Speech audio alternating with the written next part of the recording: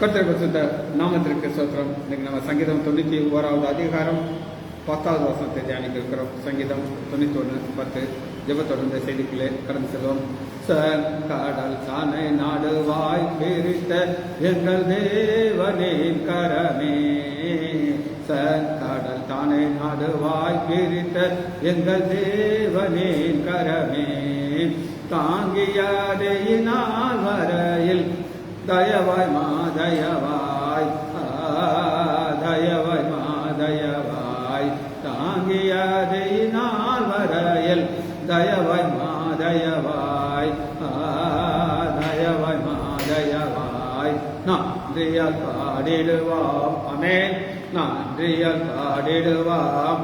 நல்லவர் இயேசு நல்கிய எல்லா நன்மைகளை நினைத்தே, நல்லவர் இயேசு நல்கிய எல்லா நன்மைகளை நினைத்தே, உயிர்ப்பித்து உயர்த்தினார் உன்னதம் வரைவுடன் சுதந்திரராய் இருக்க, உயிர்ப்பித்து உயர்த்தினார் உன்னதம் வரைவுடன் சுதந்திரராய் இருக்க, கிருபையின் மகதான அது வருங்காலங்களில் விளங்க, காலங்களில் விளங்க, கிருபையின் மகதானம் அது வரும் காலங்களில் விளங்க, காலங்களில் விளங்க. நன்றியால் பாடிடுவாம், அமேன், நன்றியால் பாடிடுவாம். நல்லவர் இயேசு நல்கிய எல்லா நன்மைகளை நினைத்தே, ஜீவனை தியாகமாய் வைத்தவளர் கடும் சேவையில் மறித்தார், ஜீவனை தியாகமாய் வைத்தவளர் கடும் சேவையில் மறித்தார். சேர்ந்து வந்து சோர்ந்து நின்று சோர்ந்திடாது நிற்போம், சோர்ந்திடாது நிற்போம். நன்றியால் பாடிடுவாம், ஆமென், நன்றியால் பாடிடுவாம். நல்லவர் இயேசு நல்கிய எல்லா நன்மைகளை நினைத்தே, மித்ருக்களானவர் நன்றி மறந்து சத்துருக்களாயினாரே, மித்ருக்களானவர் நன்றி மறந்து சத்துருக்களாயினாரே, சத்தியத்தை சார்ந்து தேவர் சித்தம் செய்திடுவாம், சித்தம் செய்திடுவாம். சத்தியத்தை சார்ந்து தேவர் சித்தம் செய்திடுவாம், சித்தம் செய்திடுவாம். நன்றியால் பாடிடுவாம், அமேன், நன்றியால் பாடிடுவாம். நல்லவர் இயேசு நல்கிய எல்லா நன்மைகளை நினைத்தே, அழைக்கப்பட்டோரை உன்னத அழைப்பினை அறிந்து வாழ்ந்திடுவீர், அழைக்கப்பட்டோரினீர் உன்னத அழைப்பினை அறிந்து வாழ்ந்திடுவீர். அளவில்லா திரு ஆக்கம் அதை நீர் அவனியோர் கழிப்பீர், அவனியோர் கழிப்பீர். நன்றியால் பாடிடுவாம், அமேன், நன்றியால் பாடிடுவாம். நல்லவர் இயேசு நல்கிய எல்லா நன்மைகளை நினைத்தே, சீயோனை பணிந்துனை கிறிஸ்தேசு ராஜனாய் சீக்கிரம் வருவார், சீயோனை பணிந்துனை கிறிஸ்தேசு ராஜனாய் சீக்கிரம் வருவார். சிந்தை வைத்தே சாந்திக்கவே சியோனின் ராஜனையே, சியோனின் ராஜனையே. இயேசுவே நாமத்தினாலே ஜெபங்களுக்கு பிதாவே, ஆமென். கர்த்தருடைய பரிசுத்த நாமத்திற்கு ஸ்தோத்திரம். பாலசுந்தரி பிரைஸ்லாட், லீலா அம்மாள் பிரைஸ்லாட், நாகரத்னம் அம்மாள் பிரைஸ்லாட், செல்வி டீச்சர் பிரைஸ்லாட். வாசிப்பமா சங்கீதம் 91வது அதிகாரம் 10வது வசனத்தை தியானம். சங்கீதம் 90:10 எங்கள் ஆயுசு நாட்கள்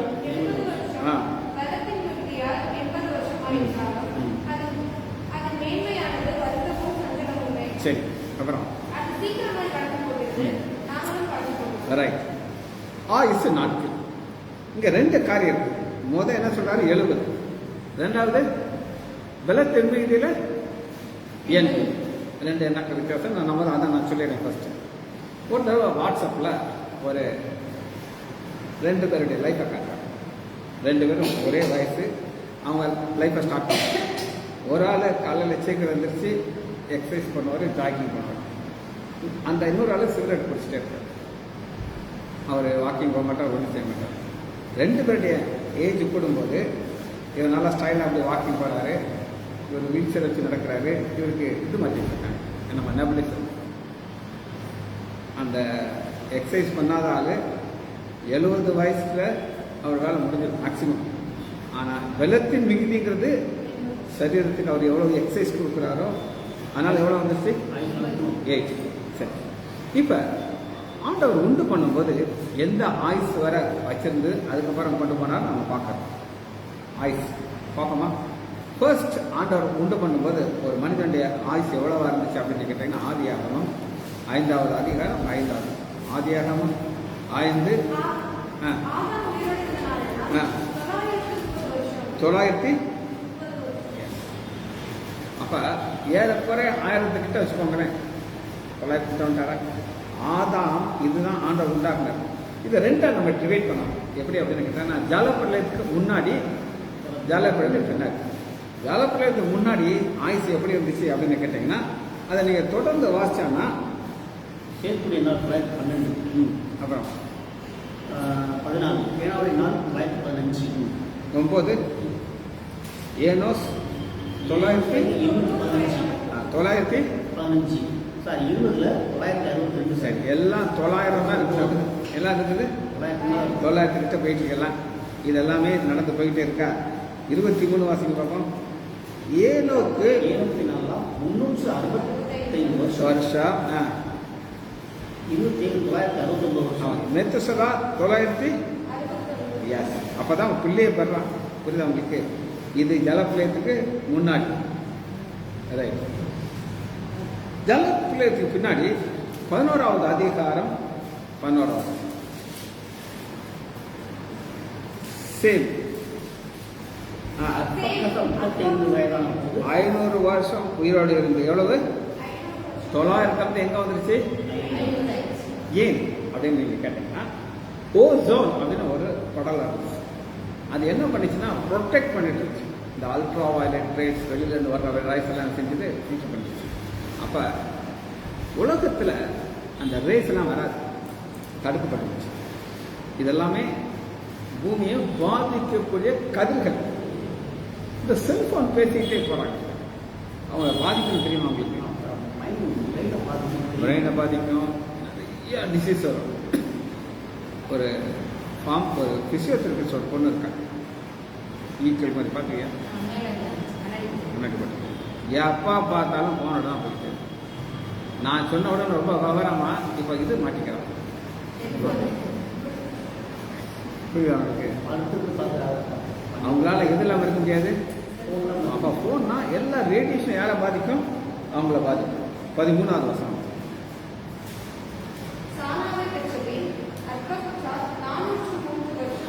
இப்படி மரணம் நடந்து இதுல இன்னொரு காரியம் என்ன அப்படின்னு கேட்டீங்கன்னா, 11வது அதிகாரத்துல அப்பா இருக்கும்போதே மகன் இருந்தது. ஆனா ஜலப்பிரளயத்துக்கு முன்னாடி அந்த பிரச்சனையே கிடையாது. சரியா? அது என்ன அப்படின்னு கேட்டீங்கன்னா 28வது வருஷம் 11:28. ஆதாம் தன் ஜன்மபூமியாகிய ஊர் என்கிற கல்தேய தேசத்து பட்டணத்திலே தன் தாத்தனாகிய தேராகு மறிக்கிறது. அப்ப ஆரான்ங்கிற ஒரு மகன், அவர் யார் அப்படின்னு கேட்டீங்கன்னா ஆபிரகாமுடைய அண்ணன். எப்ப இறந்து போயிறாரு? அப்பா இருக்கும்போது என்ன செஞ்சாரு? இறந்து போயிறாரு. இதை நீங்க கொஞ்சம் ஸ்டடி பண்ணி பார்த்தீங்கன்னா, ஆண்டவர் யாருக்கு தரிசனம் கொடுத்தாரு அப்படின்னு கேட்டீங்கன்னா, ஆபிரகாம் தான் தரிசனம் கொடுத்தாரு. சரியா? யாருக்கு தரிசனம் கொடுத்தாரு? தரிசனம் கொடுத்து ஒரு காரியத்தை சொன்னார். என்ன சொன்னார் அப்படின்னு நீங்க கேட்டீங்கன்னா, அப்போஸ்தலர் எடுத்துக்கோங்க,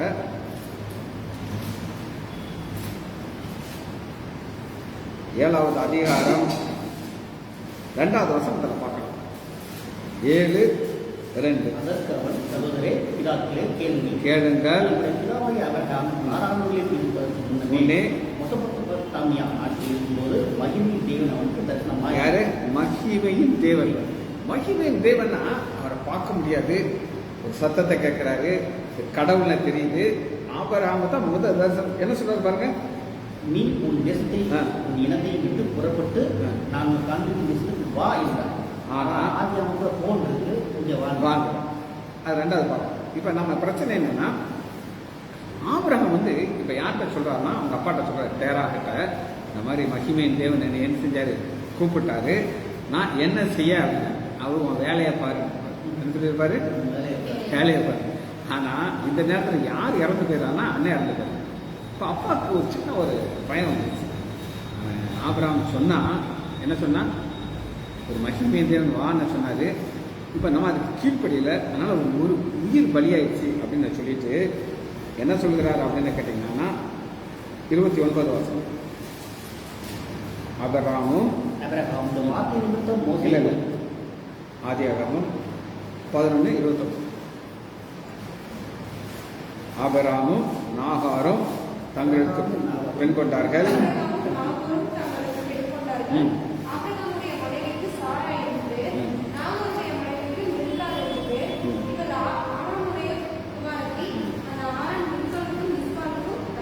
அப்புறம் இப்போ பாருங்க, இப்போ யாரு கிளம்புறாங்க அப்படின்னு கேட்டீங்கன்னா ஆபிரகாம் கிளம்ப மாட்டேங்கிறாரு. 31 வருஷம் பார்ப்போம்.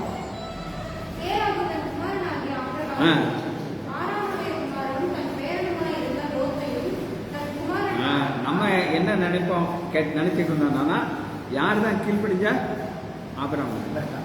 ஆபிரகாம் கிளம்பல, அப்பா தான் கிளம்புறாரு. ஏன்? அப்பாவுக்கு பயம் வந்துருச்சு.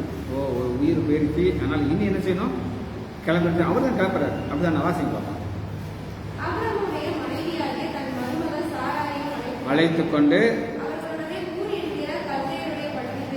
அடுத்த வாசிப்போம் 32 250 வருஷம் பார்த்தீங்களா? 1000 எங்க இறங்கிருச்சு? 250. இதுக்கு பையன் அதுக்கு முன்னாடி கவர்ஸ். காரணம் என்ன? கோசம். ரைட். இதை நீங்கள் நல்லா புரிஞ்சுக்கணும். ஆபிரகாம் இதை எழுதுறாரு பார்த்தீங்களா? அவர் என்ன சொன்னார்? வெள்ளத்தின் மிகுதி 80 அப்படிதான் சொன்னார். ஆனால் அவர் எந்த வயசுல மறித்தார் அப்படின்னு நம்ம பார்க்கணும். சொன்னவர் எப்ப மறித்தார்? அவர் தெரியல. எப்போ மறிக்க போறேன்னு அவருக்கு தெரியுமா? தெரியாது. உபாகம் 34வது அதிகாரம் 5 வாசிமா. 34 வாசி. உபாகமம். மோசே இதுமா கர்த்தருடைய வார்த்தை மட்டும் என்ன அர்த்தம் சொல்லட்டாங்க. இப்ப நாம பார்த்தோம், ஆபிரகாமுடைய அண்ணன் கர்த்தருடைய வார்த்தைப்படி மறிக்கல. அவர் சின்ன வயசுல இறந்தார். ஆனா இவர் அப்படி கிடையாது. காரணம்னா அவர் கர்த்தருடைய தாசன். தாசன் யாருமா? மகனே சொல்லலாம், அடிமைனே சொல்லலாம். சம்திங் க்ளோஸ் ரிலேஷன்ஷிப் இருக்கு. அடிமை தான் கரெக்ட். தாசன் அடிமை தான் ரைட். சரியா? கர்த்தருடைய வார்த்தைப்படி மறிக்கிறது அப்படின்னா என்ன அர்த்தம்னா, அடுத்த வாசிங்க பார்ப்போம். 7 வாசிங்க. மறிக்கிற போது 120. இவர் சொன்னது என்னது? வெள்ளத்தின் மிகுதியில 80 நாள். ஆனா எக்ஸ்டென்ஷன் எத்தனை வருஷம் கொடுத்தாரு? 40 வருஷம் கொடுத்துட்டு 120 வருஷத்துல மறிக்கிறார். ஆனால் என்ன ஒரு ஸ்பெஷாலிட்டின்னு கேட்டீங்கன்னா, அவன் கண் இருக்கிற பலன். இந்த பலன் குறைஞ்சானா இந்த வருத்தமும் சஞ்சலம். இந்த திரும்ப அந்த வசனத்தை வாசிப்போமா? இல்லை, திரும்ப அந்த வசனத்தை வாசிப்போம். 90வது அதிகாரம் 10வது வசனம். அது அதன் மேன்மையானது. மேன்மையானதுமா என்ன மிஞ்சிச்சுதான் மேன்மை. மேன்மைங்கிறது வித்தியாசமா ஒரு வார்த்தை யூஸ் பண்றாங்க. மேன்மைங்கிறது நான் ஒரு டாக்டருங்கிற ஒரு மேன்மை. இந்த பாப்பா எல்லாம் ரெடி பண்ணி வச்சிருப்பா. ஆசீர்வாதங்கள் ஒரு மேன்மை.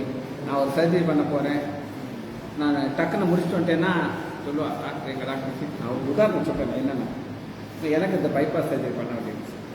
எனக்கு இந்த இடத்துல ஒரு ஆர்ட்ரி இங்கே தான் உள்ளே போடணும். இதுவரை இது என்ன நடக்குன்னு எனக்கு தெரியாது. நான் படுத்த மாணிக்கு இருக்கிறேன். அங்கே 2 ஸ்டாஃப் பேசிட்டு இருக்காங்க. ஒருத்தர் சொல்கிறா, கணவர் புதுசாக இருக்கா, சார் எவ்வளோ நேரத்தில் செய்வாருன்னு. ஐயா வருவார், போட்டுட்டு புரிஞ்சிட்டே இருப்பாரு, அதெல்லாம் ஒரு மேட்ரே கிடையாது அப்படின்னு சொல்கிறார். நான் கையை இந்த மாதிரி வச்சுக்கிட்டு இருக்கேன்னா லேசாக கையை சார் டாக்டர் நான் சொல்லலை, சார் கையை அசைக்காதீங்க சார், என்ன அசைக்கிறீங்க, காலை அசைச்சா வைவா, என்ன காலை அசைக்கிறீங்க, எவ்வளோவா பணம் மாதிரி படுத்துக்கிறேன். பிறகு இவர் வர்றாரு, ரொம்ப நேரம் கழிச்சு வந்தார். வந்துட்டு நீங்கள் எந்த ஊர் சார் அப்படின்னாங்க. நான் சொன்னேன், நான் ஒரு ஆர்த்தோபெடிக் சர்ஜன் அப்படின்னு சொன்னேன். அப்போ தான் நான் சொன்னேன், நான் என்ன சொன்ன சாரி டாக்டர் ரொம்ப நேரம் நான் காக்க வச்சுட்டேன். நான் சொன்னேன், நான் செஞ்சதான் நீங்கள் செய்றீங்க, நான் என் பேஷண்ட் பழக்க வச்சு தேட்டரில் ஸ்டாஃப் கூப்பிடுவா, நான் என்ன பண்ணி ஓப்பன் நீ வந்து பார்க்குறியா அப்படின்னு நான் கேட்பேன். நாளைக்கு என் பேஷண்ட் படுக்க வச்சு காக்க வச்சு இப்போ நான் காக்கிறதுல ஒன்றும் பிரச்சனை இல்லை டாக்டர். டக்குன்னு போட்டாரு, ரிசல்ட்டை கேட்டேன். சார் கொஞ்சம் பிரச்சனை இருக்கணும் மட்டும் சொல்லி போயிட்டாங்க. ஒன்றும் சொல்லலை அவர். எதுக்கு சொல்றேன்னா, நம்ம எதை விதைக்கிறோமோ ஆத்தார், புரியுதா? அப்போ எனக்கு ஆண்டவர் வந்து என்னுடைய ஆயுசை பர்ஃபெக்ட் ஆக்கி ஸ்ட்ரென்த்தோட கொடுத்தார்.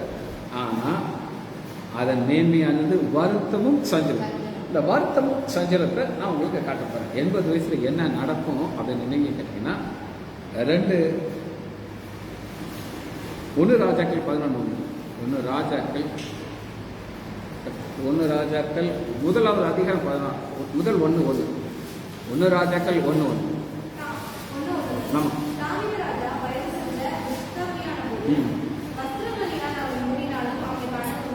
அப்படின்னா என்ன அர்த்தம்? அவர் எப்படி இருந்திருப்பாரு? ஆதிக்கிட்டே இருப்பார் டக்கு டக்கு டக்கு. ஏன்னா உடம்புல இருக்கிற காட்டெல்லாம் போயிடுச்சு, ஸ்கின் அண்ட் போன் தான் இருக்கு. இதுக்கு பார்த்தா வருத்தமும் சஞ்சலமும். இப்படி இருக்கும்போது இவருக்கு ஏதாவது செஞ்ச முடியுமா? அப்போ அவங்க ஒரு ஐடியா கொடுத்துருக்கான். ஒரு கொஞ்சம் வயசு பொண்ணு கூட்டிகிட்டு வந்து அந்த பொண்ணு இந்த மாதிரி படுத்தாருன்னா என்ன உண்டாயிரும்? சூடு உண்டாயிரும். உயிரில் இருக்கு, உயிர் போக மாட்டேங்குது. புரியுதா? இதுக்கு பேர் தான் என்னது? வருத்தமும் சஞ்சலம். அப்போ இவர் ஒன்றுக்கெல்லாம் எப்படி போவார்? அன்னைக்கெல்லாம் பெட் பண்ணலாம் இருந்துச்சா தெரியும். அதாவது எல்லாத்துக்குமே ஒரு ஆள் தேவையாக இருக்கு. அதாவது வாழ்க்கையில் நம்ம லைஃப் எப்படி இருக்கணும் அப்படின்னா, கடைசி வர மோசை மாதிரி பலன் போகக்கூடாது.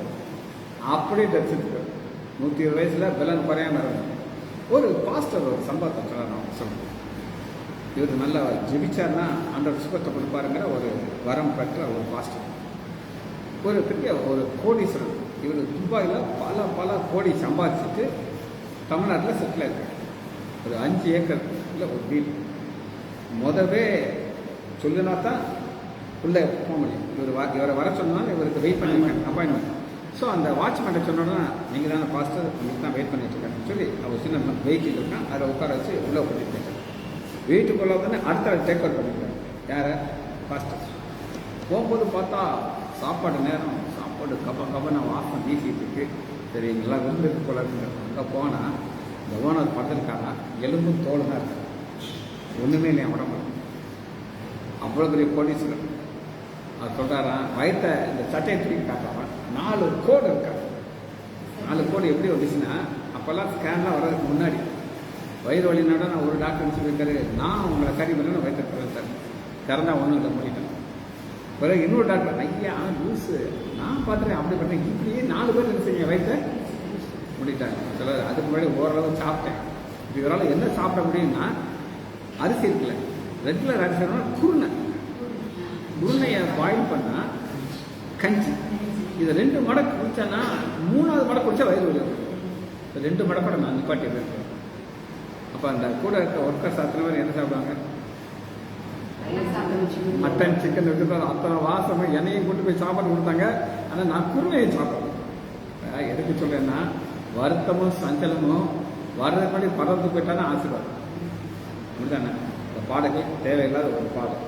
சரி, இன்னொருத்தருடைய நிலைமை நான் கட்டுறேன். 80 வயதில் அவரோட நிலைமை எப்படின்னு சொல்லி கேட்டிங்கன்னா, 2 சாமுவேல் 19வது அதிகாரம் 35வது வருஷத்தில் ஒரு ஆளை பார்க்குறோமா. இப்பொழுது நான் 80 வயதில் 33லேருந்து வாசிக்கலாம், அர்த்தம் புரியும். பஸ்லாங்கிற ஒரு ஆள் 32 வாசிக்கலாம். 80 வயது சென்றார். அப்போ இவர் 70, பலத்தின் 80, இவர் என்ன பண்ணிட்டாரு? 80 வயசு. புரியுதா? அந்த 80 வயசுல என்ன வாழ்க்கைன்னு நம்ம பார்க்குறோம். வாசிக்கலாம். இந்த ராஜா யாரு? தாவீது. அப்புறம்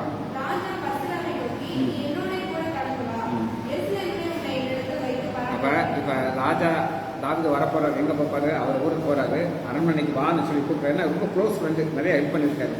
வான்னு சொன்னால் அதுக்கு என்ன ஆன்சர் சொல்ல நம்ம என்ன செய்வோம்? சீஃப் மினிஸ்டர் கூப்பிட்டு அனுப்பிச்சுவோம். நம்ம சீஃப் மினிஸ்டர் கூப்பிட்டு அனுப்பிச்சுவோம். சந்தோஷமாக போயிடும். அப்படி தானே? சீஃப் மினிஸ்டர் அங்கே வந்து இது என் கூட கோயிலில் போக மாட்டேங்கிறேன். நானும் போயிடுவேன். ரவுண்ட்ஸ் கிடையாது, ஓபி கிடையாது, நல்லா சாப்பாடு போடுவான்.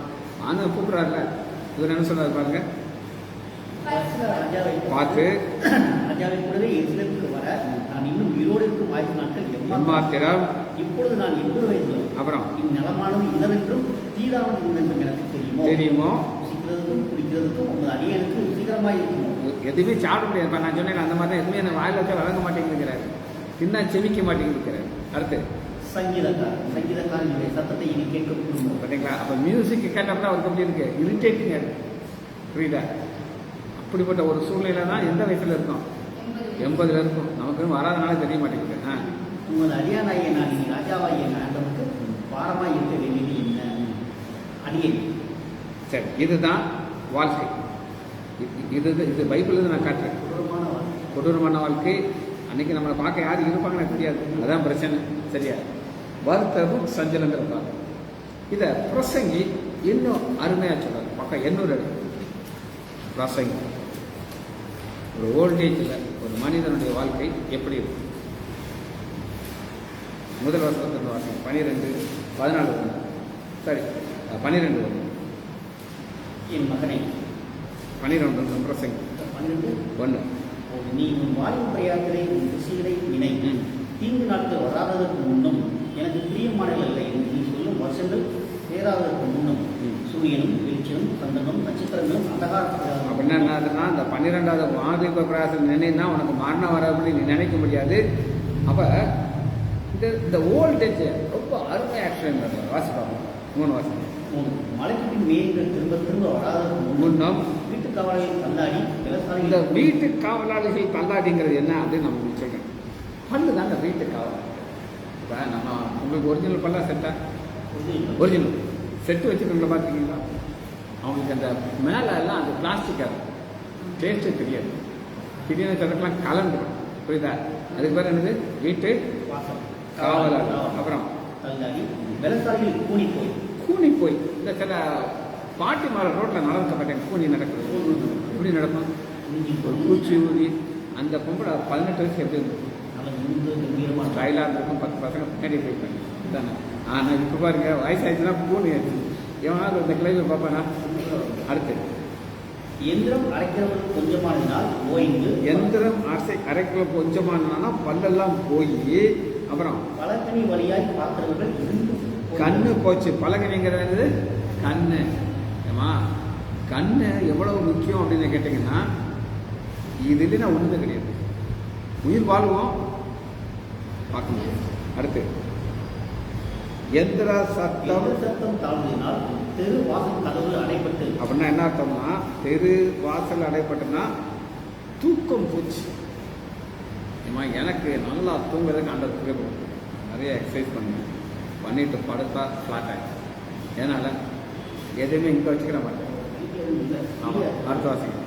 குருவியின் சத்தத்துக்கு எழுந்திருக்க வேண்டியதாக. குருவின் சத்தத்துக்கு எழுந்திருக்க வேண்டியதுனால எங்கள் வீட்டில் இந்த பிரச்சனை இருக்குது. எங்கள் வீட்டுக்கு பக்கத்தில் நிறைய மரம் இருக்குது. இந்த குயில் கரெக்டாக சொல்கிறாரு. அது கத்தரை பார்த்தா மனுஷன் தூங்க முடியாது. கேன் கேன் கேன் எல்லாம் இந்த சினிமாவில் குயில் சத்தம் இருக்கா, அதுக்கு எவன் சொல்லி கொடுத்தான்னா சொல்லுவாங்க. நாங்கள் அதை வந்து எழுச்சிக்கிறோம். ஆனால் ஒன்று, அதை எங்களை எழுப்பி விட்டுருக்கு. காலையில் சீக்கிரம் வந்துச்சு எக்ஸசைஸ் போட்டு ஜோம் பண்ண போயிருக்கோம். புரியுதா?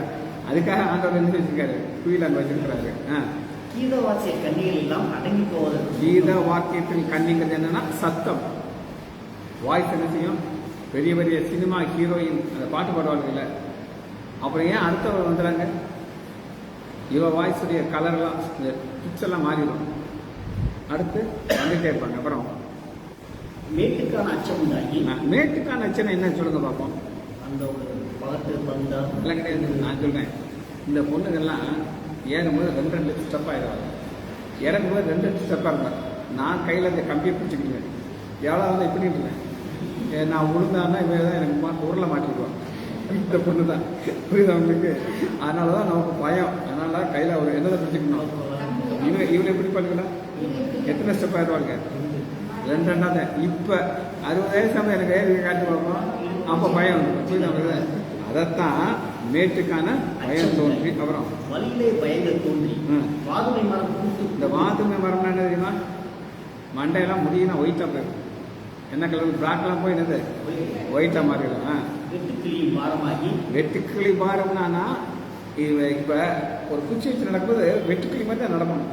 இப்படி நிமிர்ந்த ஆளு இல்லை ஒரு பெண்டாகி அப்படி அப்படி அப்படி நடக்குது. அதான் வெட்டுக்கிளி மாதிரி நடக்குது. அப்புறம் பசி தீபனம் அற்று போவதற்கு முன்னும். பசி தீபனம் அற்று போய்க்கிறது என்ன அப்படின்னு சொன்னால், நான் சின்ன வயசில் இருக்கும்போது எனக்கு பரோட்டா ரொம்ப பிடிக்கும். எங்கள் அம்மா பரோட்டா செய்வாங்க. ஒரு 4 பரோட்டா சால்னா ஊற்றி சாப்பிட்றேன் மத்தியானம். அப்புறம் ஒரு 6 பரோட்டாவை சால்னா ஊற்றி வச்சுருவேன். எப்போ நைட்டில் வந்து சாப்பிடுவேன். வந்து சாப்பிட்டாச்சுன்னா அப்படியே பசி இருக்காது, ஒன்றும் இருக்காது, எல்லாம் கம்ஃபர்டபுளாக இருக்கும். ஒரு தடவை என் மக வந்தான். எப்போ உங்களுக்கு என்னப்பா வேணும்னா வரமா அப்பாவுக்கு செட்டு வாங்கிட்டு வந்துட்டேன். வாங்கிட்டு வந்து கொடுத்தா அன்னைக்கு தூக்கம் போச்சு. எப்போ வருது, நெஞ்ச கறிக்குது, அந்த பரோட்டா அன்றைக்கி தான் கடைசியாக நான் சாப்பிட்டேன். நமக்கு தெரிஞ்சு போச்சு, இது நமக்கு ஒத்துக்கிடாது. அப்போ என்ன செய்யக்கூடாது, ராகி. அதனால தான் நித்திரை அவுட் ஆகிடும். அப்புறம் 6 துக்கம் கொண்டாடிய வீதியிலே திரிவதற்கு முன்னும். அப்போ துக்கம் கொண்டாடுற வீதி பண்ணால் என்ன அர்த்தம் தெரியுமா உங்களுக்கு? நான் சொல்கிறேன். நாகூரில் எங்கள் சொந்தக்கார ஒருத்தர் இறந்து போயிட்டாங்க. நாங்களாம் சின்ன பசங்க, இதெல்லாம் வாலிப பசங்க எல்லாம் வந்து அங்கே பார்த்துக்கிட்டோம். இப்போ நேரத்தில் எடுக்க போகிறாங்க. இந்த வயசானதெல்லாம் இப்போ சோகமாக உட்காந்து நாங்கள்லாம் கக்க பக்கம் நிறுத்திட்டு ஒருத்தர் சொல்கிறான், பெரியப்பா இந்த கரடுகள்லாம் என்ன நினச்சிருக்கு தெரியுமா, அதுக்கு நம்ம தான் லைனில் இருக்க போகிறோம்.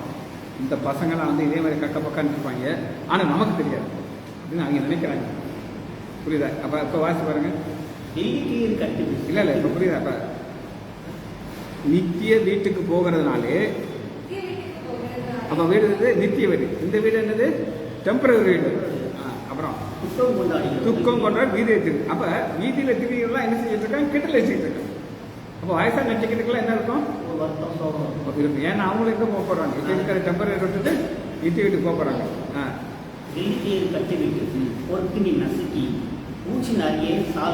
இது என்ன நான் சொல்றேன். இப்ப ஆண்டவர் என்ன செய்யறாருன்னா, இந்த ஆவி ஆத்மா சரீரம் 3 இதை ஒரு கயிறு வச்சு கட்டி வச்சிருக்காங்க. அது பேர் வெள்ளி கயிறு. அது எங்க இருக்குன்னா கேட்காது, எனக்கு தெரியாது. பைபிள்ல தான் இருக்கு, உடம்புல எங்க இருக்குன்னு தெரியாது. ஆனா நம்ம என்னைக்கு மரணம் வருதோ அந்த வெள்ளி கயிறு அவுட் ஆயிடும். ஆவி தந்தை தந்த தேவன்கிட்ட போயிடும். புரியுதா? ஆவி சரீரம் மண்ணுக்குள்ள போயிடும். ஆத்மா நீங்க பாவத்தில் வாழ்ந்தானா அது நரகத்துக்கு. புரியுதா உங்களுக்கு? அப்புறம் மண்ணானது தான் அந்த தேவனுக்கு மறுபடியும் போவதற்கு முன்னே அவரை புரியுதா? இதெல்லாம் நடக்கணும். என்ன செய்ய ஆண்டவரை நினைங்க. சரி, இப்போ அந்த வசனத்துக்குள்ள வருமா? சங்கீதம் 90:10 எங்கள் ஆயுசு காலம் 70. அது 2 வார்த்தாச்சா? 80 வயதும் அதன் மேன்மையானது வார்த்தை. இவ்வளோ முடிச்சா இப்போ அது சீக்கிரமாக கடந்து போகுது, நாங்களும் பறந்து போகிறோம். எப்படிமா நம்ம பறந்து போகணும்? யார் சொல்ல போகிறாங்க? ஆத்மா சனத்துலேருந்து பறந்து போகணும். என்ன செய்யணும்? எங்கேருந்து கட்டணும்? வாசனை எடுத்துக்கிறோமா? 1 தெசலோனிக்கர் 4வது அதிகாரம் 14 பக்கம் 282 282. ஏனென்றால் கர்த்தர் தாமே ஆராவாரத்தோடு சொர்க்கத்தோடு தேவ 16 282 282 பாருங்க. இந்த பாருங்க, என்ன பாருங்க, 282 கீழே பாருங்க. 4:14 16. அப்ப கர்த்தர் தாமேனா ஆண்டவர் எங்கிருந்து, அவரே எங்கிருந்து வர போறாரு, பரலோகத்துல இறங்குவாரு. அது கூட யாரை கூட்டாரோ பிரதான தூதனுடைய சத்தமும் வருது அங்கிருந்து. அப்புறம் வருவார்.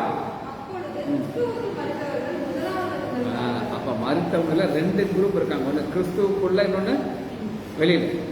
இப்ப நிறைய பேர் இப்போ ஒருத்தருடைய மனைவி வர்றாங்கன்னு வச்சுக்கோங்க. நான் கேட்பேன், பிரதர் கிறிஸ்துவுக்குள்ள இருக்காரா வெளியில இருக்காராங்க? அது வெளியில போய் ரொம்ப நாள் ஆச்சு. வெளியிலன்னா எங்க போய் பின்மாற்ற போய் அவங்க இந்த கேட்டகரியில் வரமாட்டாங்க. 2018. அப்ப பவுல் என்ன நினைத்தார் அப்படின்னு கேட்டீங்கன்னா, அவர் உயிரோடு இருக்கும் போதே யார் வர போறா? இயேசு வர போறாரு.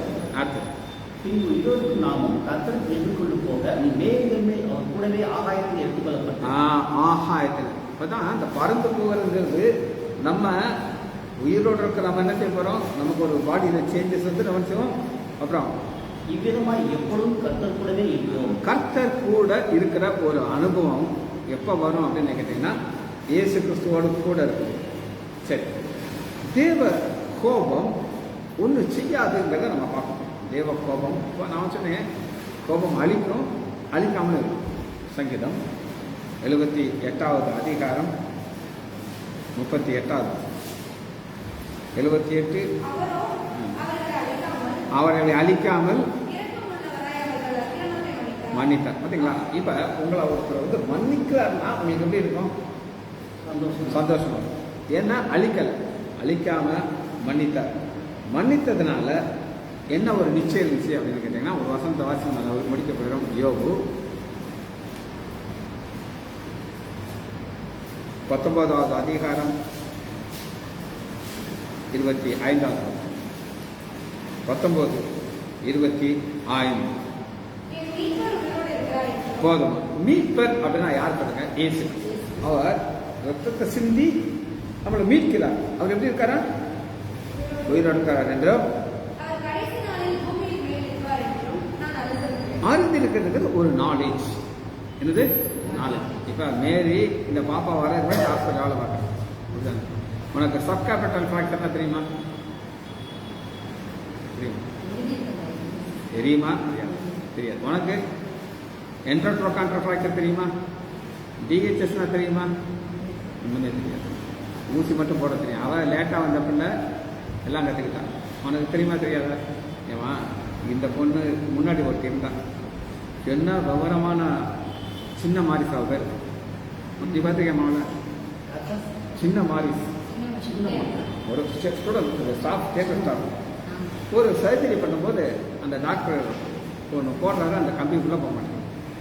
என்னை கூப்பிட்டு விட்டாங்க. நான் வந்தேன். நான் க்ளவுஸ் எல்லாம் போட்டுட்டு நான் கேட்டேன். அவள் ஃப்ளெக்சிபிள் ட்ரீமர் போட்டுட்ருக்காரு.